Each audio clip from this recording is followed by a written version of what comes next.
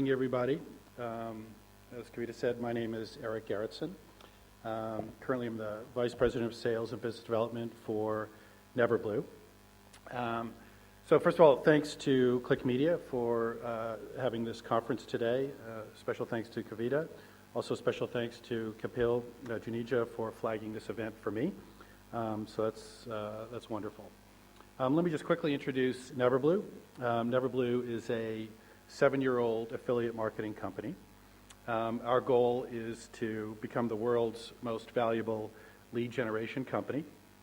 It's a global network headquartered in Victoria, British Columbia, with offices in Los Angeles, Amsterdam, and Hong Kong. Right now we're producing about 1.5 million leads per month, and we serve about 500 advertisers. The key verticals that we're active in include dating, digital downloads, coupons, daily deals, gaming, finance, health, and beauty. So pretty much the full spectrum of verticals. We're aggressively expanding this year, and we're expanding in 3 different ways. The first is international expansion. So we opened up a European office in February, opened up an Asia Pacific office in Hong Kong last month, and we're actively looking at how to expand here in India. I'm also on this trip hiring salespeople, and we're looking for affiliate managers as well. The second way in which we are expanding is through mobile. So we started a mobile business unit earlier this year to basically take what we know how to do in a web environment and transfer that into the mobile world. The third way in which we are expanding is through acquisition. So about 2 weeks ago now, we bought a company in Los Angeles called AKMG Inc., which is a prominent email affiliate marketer. Here in India, we have about 300 affiliates right now, and we're looking to grow that aggressively in the year ahead. So that's just a quick orientation of Neverblue. So let me just introduce my talk to you. I'd like to break my talk into 3 different pieces.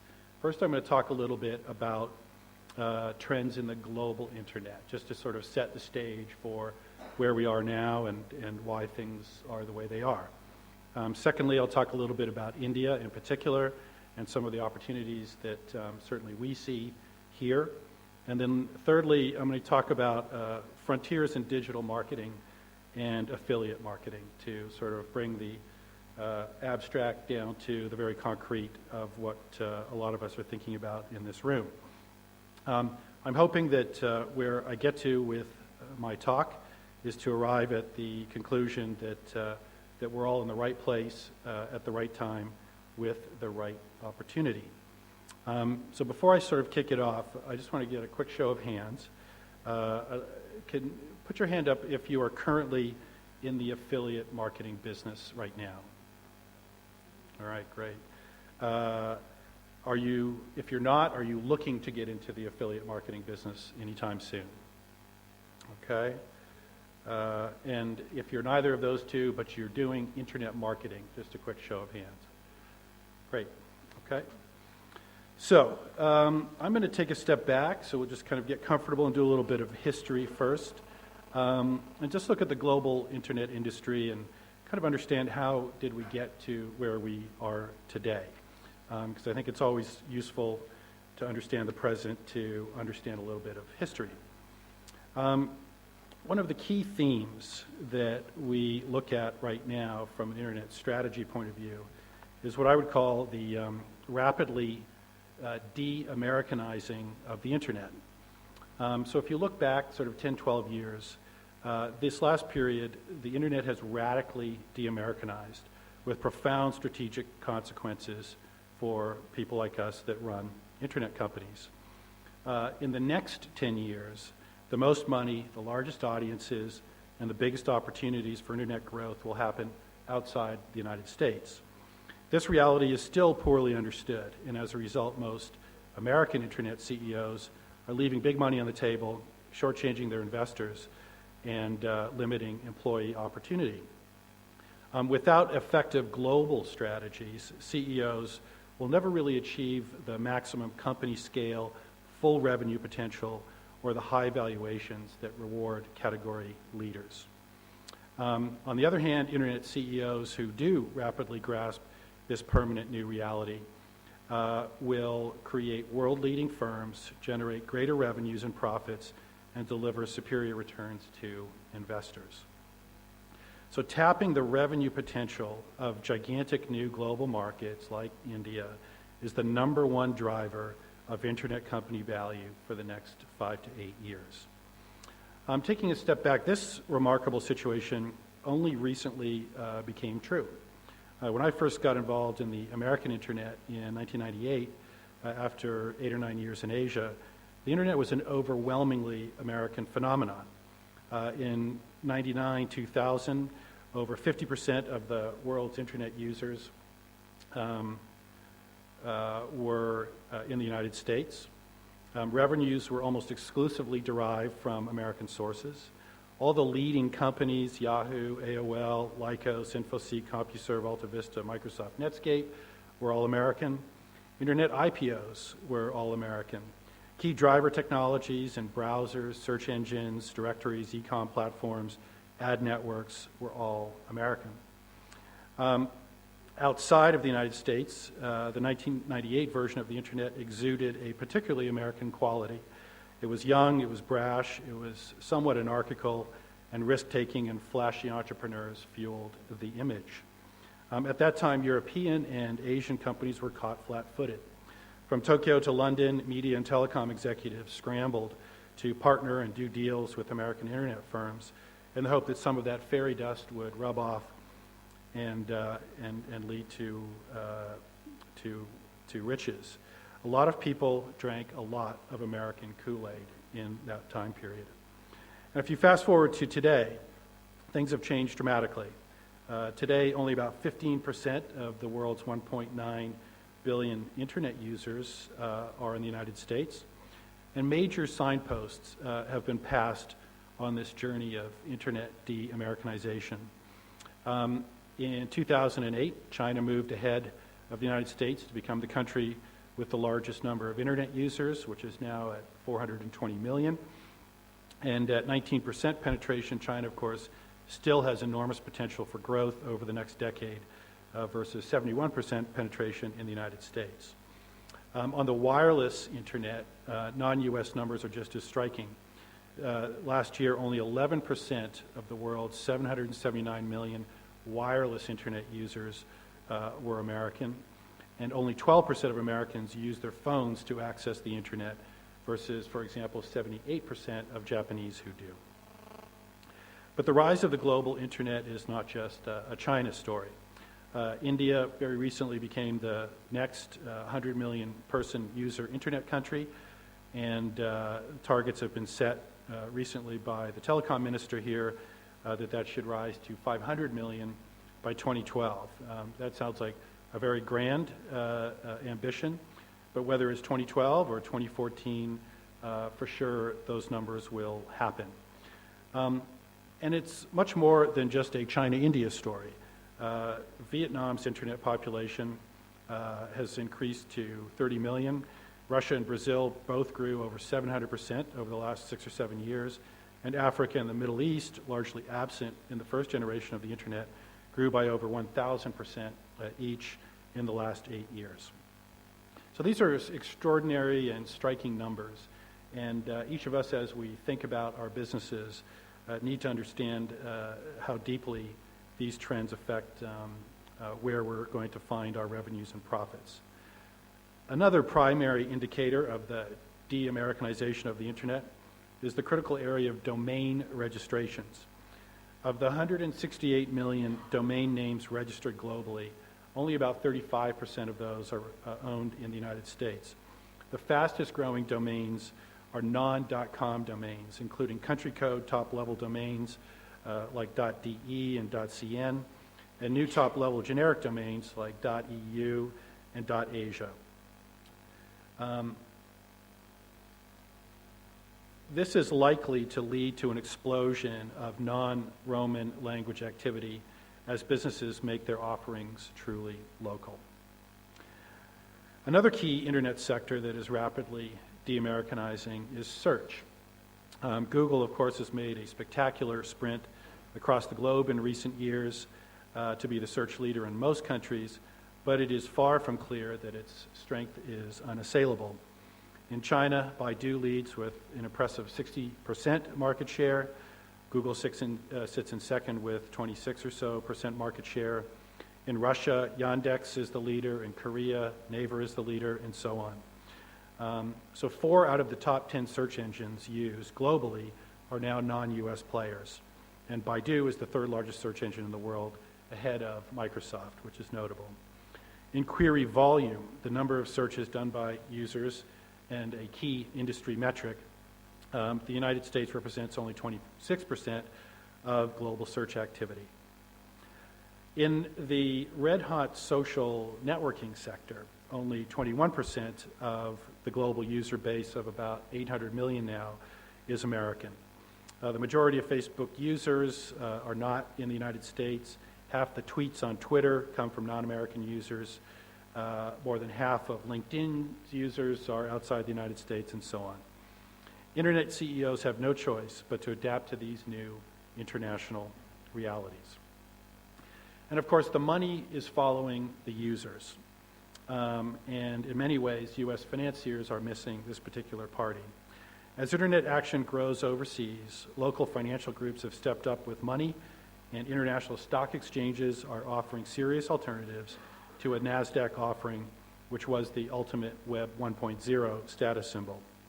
Since Google's spectacular 2004 IPO, the largest internet IPO globally has been from Hangzhou, China-based Alibaba, which raised a huge $1.5 billion in its November 2007 IPO. Notably, this money was raised on the Hong Kong Stock Exchange, not on the NYSE or NASDAQ. 1/3 of the 15 Chinese internet IPOs since 2004, which collectively raised $5 billion, were listed in China. For American internet VCs, these trends should be particularly distressing as they try to find and fund the next round of $100 million internet companies. With the rise of Asia on the internet, we can expect an increase in intra-Asian expansion, investment activity like Baidu launching its search engine in Japan and SoftBank investing in Chinese social network Xiaomi. We'll also see more activity from Asian and European internet companies buying U.S. operations, so going the other way, like Rakuten buying Linkshare, Daum buying Lycos, and Russia's SUP buying LiveJournal. Direct Asian financial investments from Asia into U.S. internet companies can also be expected to happen more often.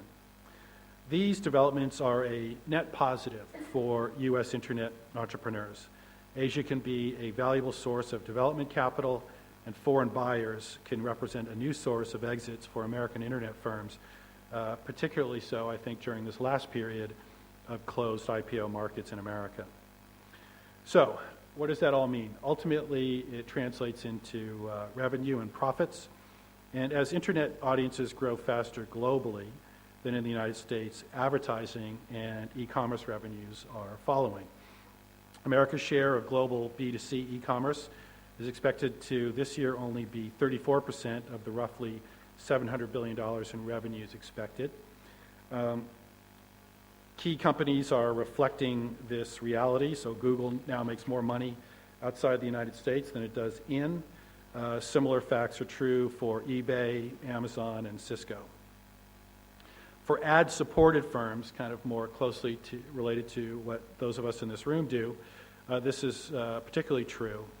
Of the $106 billion expected in online advertising expected to be spent this year globally, less than half of that will be spent in the United States.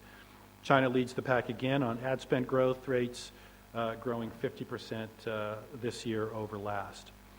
Beyond China, the fastest growing regions for global online ad spend this year will be Central and Eastern Europe and the Middle East and Africa, with average annual growth rates of 42% and 30% respectively. So, The last 10 years have shown extremely mixed results for American internet companies trying to expand internationally. And rarely have market leadership positions been established. In China, eBay has tried and failed to knock off its rival Taobao. Yahoo has tried and failed to overcome Chinese portals like Sina and Sohu, and Google has tried and failed to close the gap with local search engine Baidu. Other notable examples in specific international internet sectors where non-U.S. companies lead include Bebo, which leads both MySpace and Facebook in Europe, Huawei, which leads Cisco and infrastructure in China, Rakuten, which leads Amazon in online shopping in Japan, NTT, which leads everyone else in Japan's wireless internet, Mixi.jp, which leads Facebook by a huge margin in Japan, and again, Xiaowei and Zhangzhou, which beat MySpace and Facebook in China. In the social network market, Asia is the prize, but Asia will be a tough nut to crack for some of these American social media firms.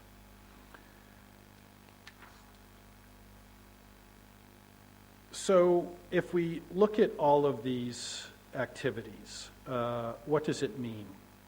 I think something very fundamental is to be distilled out of all of this activity.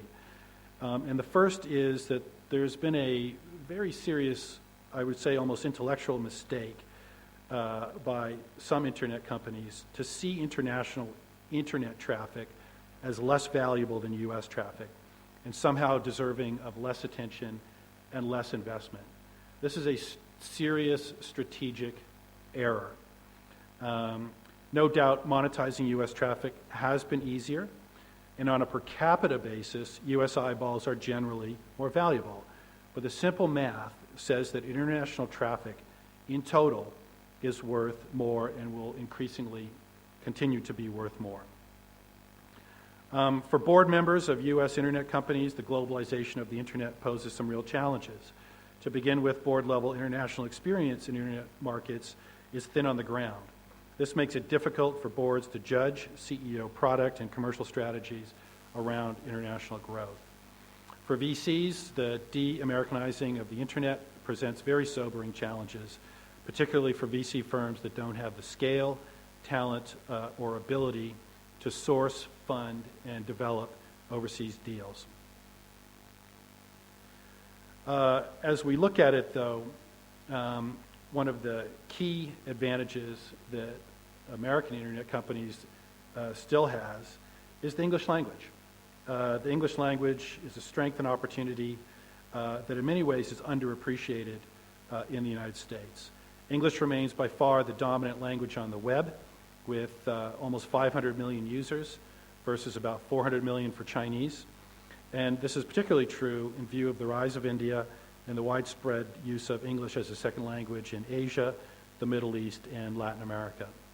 Australia, Canada, New Zealand, the United Kingdom, and Singapore are all wealthy and attractive English-speaking markets where U.S. firms can do well through effective localization. So excellence in global English markets should be a cornerstone of any effective U.S. internet firm's international strategy, and I would argue could also be a cornerstone for Indian internet firms looking to expand globally. So, to wrap up some of these thoughts about a little bit of history from the last 10 years, the global internet has undergone a profound process of de-Americanization during this period. Either CEOs adopt rapid and effective international expansion and execution strategies, or their companies will be marginalized to ever smaller pieces of the global internet. The good news is that the next 10 years are likely to be a golden era for the global internet. Opportunities are huge. Major new companies and thousands of small and medium-sized companies will be born, and great wealth will be generated. But whether American, Asian, or European, the most of that wealth will go to the companies with the best global strategy. So that kind of ends the intro portion of my presentation, to just sort of set the stage a little bit. And now I'd like to just kind of turn to kind of the task at hand and talk a little bit more specifically about India. For me, showing up at this event today is kind of a happy event in that it's been 10 years since I was last in India. I'm a bit embarrassed to say, but that's the truth. Last time I was here was to launch a company called Lycos India. Lycos is one of the early search engine companies, and we did a joint venture with Singapore Telecom that brought us to India. And the differences really couldn't be more striking. So 10 years ago, there were 5 million internet users in India, which we thought was pretty great at the time. And today, of course, I think the 100 million mark has just been crossed. And the penetration level is still extremely low, so it's nothing but upside in terms of the absolute market availability. At the time that we were here 10 years ago, there were certainly less than 100 million mobile phones in use. I think probably closer to about 80 million. And now that figure, if it's to be believed, is 826 million mobile phones, of which some portion are smartphones. I don't know exactly how many. Increasingly, more and more of those phones will turn into smartphones and open up for the kind of marketing that we in this room like to do. In sort of 1999, 2000, there was virtually no e-commerce or online ad business in India, and of course that's marched dramatically ahead. And I look forward to updating all of my understanding of the Indian market in the next short few days while I'm here. Let me turn then to the third part of my presentation, which relates to the keynote subject, which is frontiers in internet marketing. So I've thrown a chart up here, which on the one hand refers to algorithms, and on the other hand refers to human beings. There are so many different things going on in internet marketing right now. I'm not going to take a high altitude approach to it, but rather sort of dig in more centrally to the piece that's of interest to those of us in the room, which relates to affiliate marketing and PPC, search marketing, and networks. Networks are critical to the internet advertising ecosystem. There are some people who sort of say, with platforms like Google that are machine-driven, that ultimately there's really no need for human-driven networks. And I think that couldn't be any further from the truth. And I think what we're seeing right now, or we've arrived at a place which is really kind of distinctive and I think sets the stage for the next few years. Over the last 10 years, we've discovered the incredible power of the Google advertising platform. It's amazing. It does what it does extremely well. But fundamentally, it's built around an algorithm, right? And on the other side, you get networks. And networks like Neverblue and others in the room, we're fundamentally built around people and the relationships that we have downstream with our affiliates and upstream with our advertisers. And to me, this is a very kind of profound point about where the game is at right now. Some would suggest that the whole point is to slowly but surely remove all the humans and drive everything through sophisticated algorithms. I just don't think that that's possible or even desirable. There are simply too many sites out there. There's too much change that goes on, and there's too much technology moving through the system. There needs to be an environment that mediates all of that dynamism and can allow for an arbitrage of value. So our ability, and when I say ours, I mean networks like us, we have the ability to rapidly take an advertiser brief and basically pinpoint it anywhere in the globe with a great variety of media and an extremely high level of precision in multiple languages and multiple geos. That's something that's very, very hard for an algorithm to do. They can get to a certain point in it, but the ability to think about what the correct relationship should be between what an advertiser wants to do and where that optimal media environment lies on a global basis is something that humans do terrifically well. So I think good news is I don't think any of us are going to be put out of a job anytime soon by a computer. In fact, I think if anything, it will go the other way.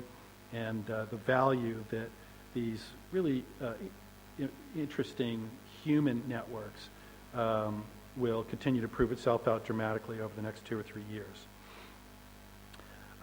That said, I'd like to identify 7 trends in affiliate marketing that we can expect to see over the next short few years. The first of those is consolidation. So it's relatively straightforward for an affiliate company to go from 0 to kind of $3 to $5 million in sales. I won't say it's easy, but it's very doable with capital reserves that come either from entrepreneurs or friends and family or what have you. But somewhere in that level, between, let's say, $5 and $10 million in annual revenues, the growth begins to stall out. And it does that because of financial issues, which become paramount, particularly around cash flow. The speed and scale of payments that affiliates need typically is going to become too difficult for companies that have crossed that kind of $10 million revenue threshold. Affiliates, once they reach a certain scale, want to be paid faster and faster and faster, oftentimes on a weekly basis. Advertisers don't want to pay faster and faster and faster. They typically will take traditional payment terms. So that leaves networks like us in the middle, effectively giving a financial float to the ecosystem. And we need to float that cash flow until such time that the payments in and the payments out harmonize. So this phenomenon tilts the game in favor of larger, well-capitalized affiliate networks. So it's our thesis that in the next 2 or 3 years, we'll see probably 1 or 2 global lead gen players. And that will clear out many of the mid-tier players in that kind of $5 to $15 million range. But there will continue to be many, many new startups in the $0 to $5 million range, particularly in emerging markets like India, Eastern Europe, the Middle East, Brazil, and Indonesia. The next key trend that we identify is globalization of revenues, which I spoke about in the first part of my presentation. Without a doubt, more revenues will come from outside the United States to reflect this rebalancing and de-Americanizing of the internet. In the case of Neverblue, we currently take over 60% of our profits from non-U.S. markets, and I would absolutely expect that to stay the course in the next 1 to 2 years. Social media and use of social media, that's a huge area just simply in and of itself. But basically, the key concept there is that huge new inventories of traffic have been created through the rise of Facebook, LinkedIn, and similar local networks. Pricing that social media and pricing the clicks in social media on a global basis is a key area for affiliates to shine in the next couple of years. So much has happened so quickly. The notion of value around a Facebook click, in South America, in Brazil, in India, simply hasn't kind of standardized. And I think there's a lot of interesting opportunities there for affiliates and companies like us to deliver up customers using that media. While that's an opportunity, it's also a challenge because some of these networks now are creating more and more walled-off platforms with deeper ad restrictions, and I think that presents a challenge in association with the opportunity. Perhaps the biggest opportunity of all in the next kind of 2 to 3 years will be in mobile. This is kind of interesting, and I'm sure all of you have stood in or been in conferences like this over the last few years, where it's always going to be, this is the year of mobile and mobile advertising. It's been that way for a long time, and yet never really has hit critical mass.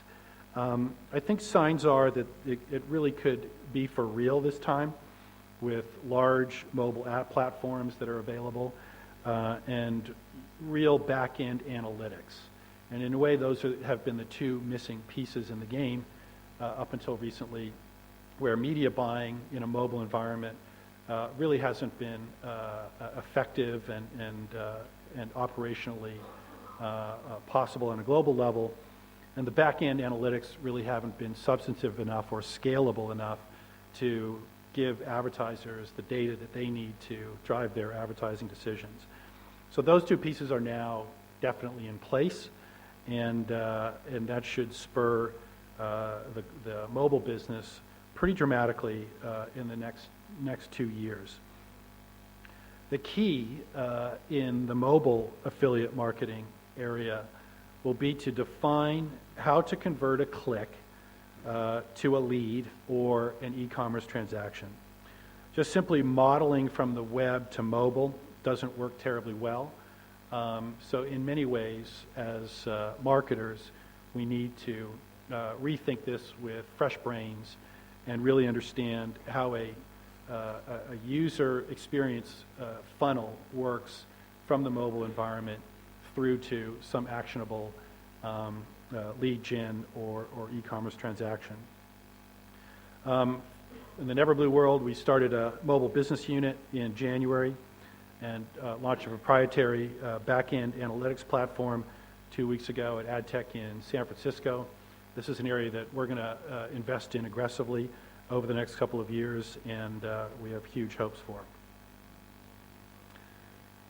In the background of the affiliate business lies the regulatory environment, and I think a key trend to watch over the next 2 years is that of regulatory oversight.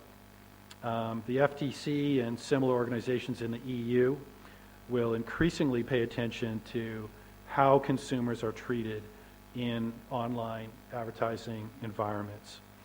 This puts more pressure on affiliate networks to have experienced compliance departments to guard against abuse, fraud, and malevolent behavior that reduces value and utility to advertisers.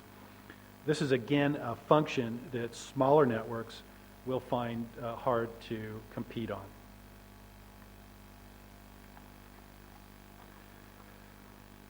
Another key trend to watch in the next year or so is more emphasis on content and value add from affiliates. In many ways, the whole affiliate business is just becoming much more sophisticated. So it's not enough to simply do click price arbitrage and effectively redirect traffic.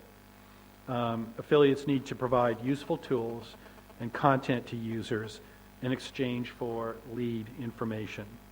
And this can include things like federated review sites, vertical price comparison shopping for travel, insurance, and so on.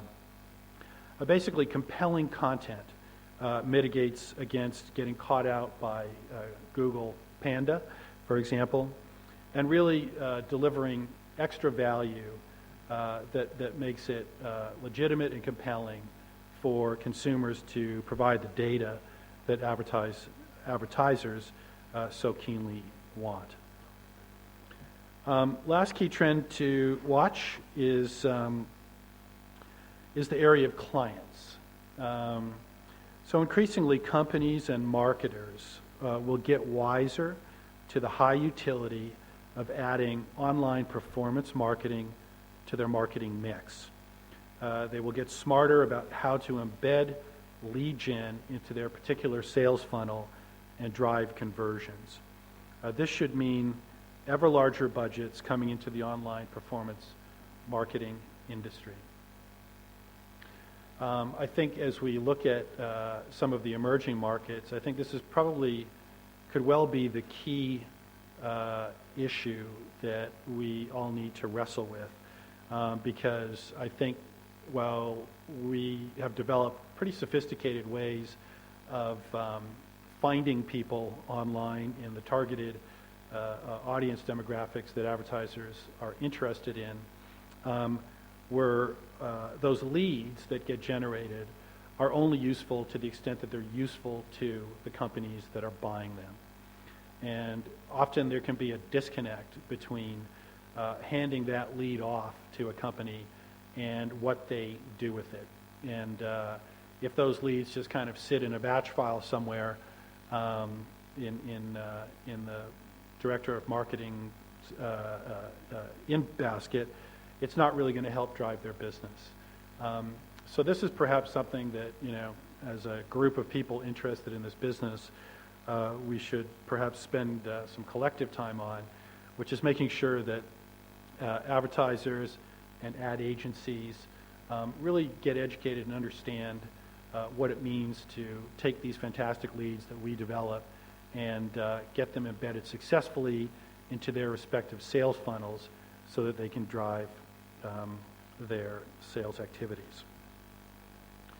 So heading for home, and a bit of a summary, just tell you why I like online affiliate marketing. One of the reasons I like it is that it actually does something terribly useful. In this business, we get to ask our clients one very simple but powerful question, which is, do you want more sales leads? There isn't a business in the world that would answer that question in the negative. Sales leads power all of business, and the lead gen industry powers sales funnels, driving revenues and profits, and ultimately creating jobs. For this reason, I see a bright future for the industry, and makes me conclude where I started, that this is the right place and the right time and the right opportunity. Thank you very much.